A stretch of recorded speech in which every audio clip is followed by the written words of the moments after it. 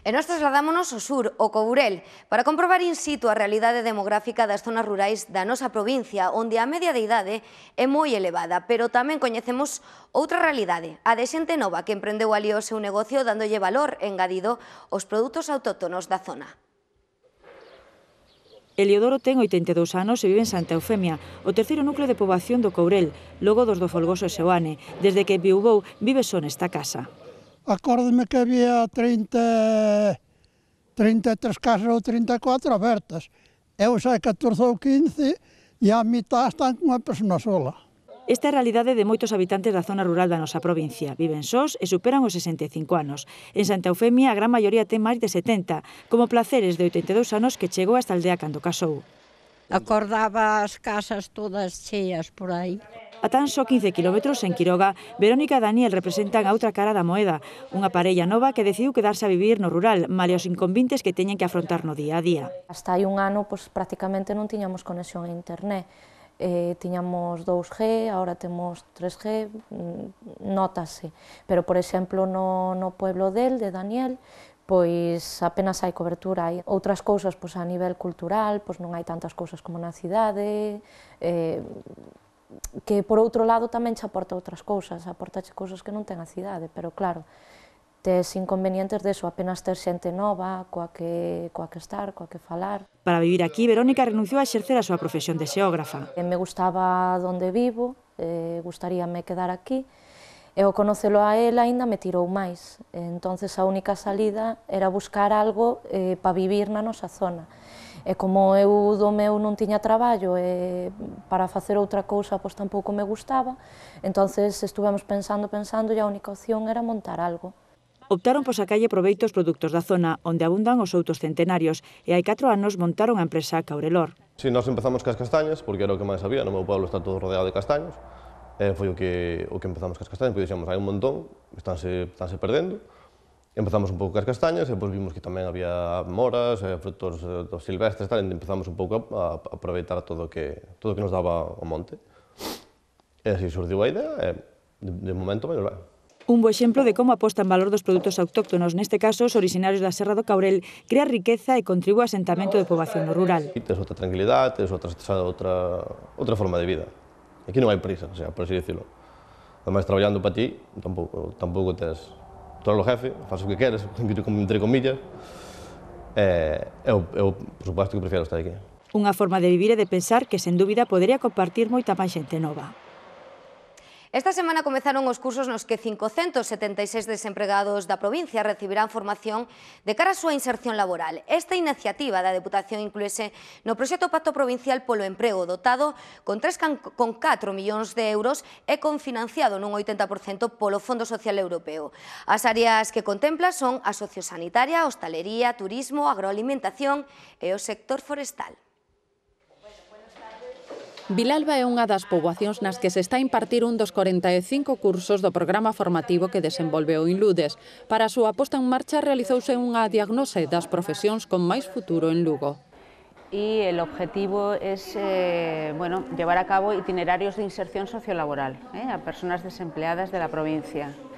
Y consta de una parte formativa, que arranca hoy, prácticas en empresas y también una serie de tutorías individualizadas, de orientación laboral personalizada. Os 15 alumnos seleccionados na Terra Chá reciben formación para acceder a un posto de traballo como coidadores en institucións sociosanitarias. Bueno, o rol das familias cambiaron, antes casi todo o mundo tiña como asumido que se tes un pai ou tal con unha discapacidade, tócache o papel de cuidalo. Hoxe a sociedade cambiou, a propia sociedade vai empezar a demandar residencias, centros de día, xente ocupacional e demais, está sin formar. Entón, eu penso que é un campo no que pode haber moito traballo. Isto foi unha cousa que saliu no Ayuntamiento de Castorrei, que é o que pertenezco. Entonces, agora ali, como van a abrir un geriátrico, e claro, todo isto, eu como estou na rama sanitaria, sempre é algo que me importa facer. Fixen un ciclo superior e acabei, non tiña traballo, e agora estou buscando estudiar algo máis para poder atopar traballo. Vexo que é un tipo de salida laboral bastante emerxente ahora na nosa sociedade e ao mesmo tempo pois é un soporte para min económico mentres que preparo as oposicións do que estudiei. Os beneficiarios recibirán unha axuda económica tanto na formación como nas prácticas duns 400 euros mensuais. No Día Internacional da Muller Traballadora, o Concello de Guitiriz homenaxeou as veciñas do municipio. Este ano foron distinguidas polo seu traballo e esforzo 4 mulleres de distintas idades. No acto participaron alumnas da Escola de Música de Guitiriz e do Colexio de Lagostelle e as escritoras Marica Campo e Luz Campello. Música e literatura foron o fío conductor da homenaxe a Mari Carmen, Victoria, Eva e Vanessa, 4 mulleres loitadoras que superaron diferentes obstáculos ao longo das súas vidas. Por terceiro ano consecutivo, o Concello de Guitiriz quixo recoñecer o esforzo e traballo anónimo das súas mulleres. Potenciar o anonimato, decir, esa xente que traballa día a día, que tuvo unha vida difícil, que se vexa un pouco reconocida, simplemente eso. Miña vida foi moi esclava, porque aos 13 anos morreu unha mamá. Nas aldeas non había nada, nin había onde ir ganar. Onde se iba a ganar era plantar os pinos. Entón, ibas para 8 horas para o monte. Viña para casa, nada máis, sempre foi unha esclava, porque era máis maior. Ademais de sacar adiante os seus 3 fillos, Victoria ocupouse dos seus maiores. Pois eu considero que o que estuve facendo na miña vida non foi ningún sacrificio. A miña obligación, se teño fillos, sacar adiante os fillos. Se meus pais están malos, cuidar a meus pais tamén, como fixen. E volvería a facer 40.000 veces, se fixera falta. A máis nova, Eva Lameiro, é un exemplo de superación e optimismo cara ao futuro, coa axuda doutra muller, a súa nai. Facer un ciclo superior e estudiar administrativo para traballar despois como secretaria ou preparar unhas oposicións e, se podemos, e conseguir ser independente, que é o que aspiramos para a súa vida. A homenaxe tivo dobre significado para Vanessa, recibiuna o día que cumpriu 30 anos. Eu desde moi pequeniña tive a obligación de traballar e aos 17 anos empecé a traballar no bar Guerrero, en Mamonde, hasta os 26 que enfermei, verse recoñecer que non só os homes pasan dificultades para traballar, que as mulleres tamén o pasamos. Rosalía de Castro, na voz de Marica Campo, e a poesía de Luz Campello xunto a unha carta ás nais e un conto aos avós que leron 3 nenas do Colexio de Lagostelle contribuíron a dar maior emotividade ao acto.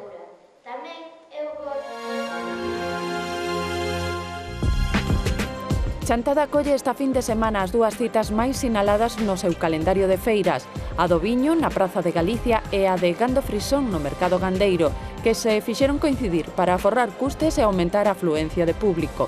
Na 29ª edición da Feira do Viño, que organiza o Concello de Chantada coa chega do Inludes, participarán 13 adegas da zona. Este ano os organizadores decidiron recuperar a cata calificatoria de viños que terá lugar o domingo día 13. O atractivo principal do certame Frisón é o concurso de reses procedentes de toda Galicia xunto a poxa e o concurso de manexadores de gando. Tamén haberá exposición de maquinaria agrícola. O Centro de Artesanía e Deseño abriu o proceso de selección dos beneficiarios das 5 bolsas de estudo ás que optan unha vintena de persoas. As axudas de 12.000 euros van destinadas ao aumento das vendas dos artesáns lugueses, a axuda das familias na formación dos seus fillos, a innovación, rentabilizar o traballo conxunto de artesáns e deseñadores e potenciar a fábrica de Sargadelos.